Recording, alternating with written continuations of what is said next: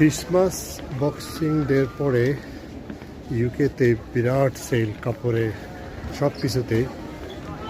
আর অবস্থা দেখেন, এত ভিড়। আমি আসছি এখন প্রাইমার্কে সিটি সেন্টারে,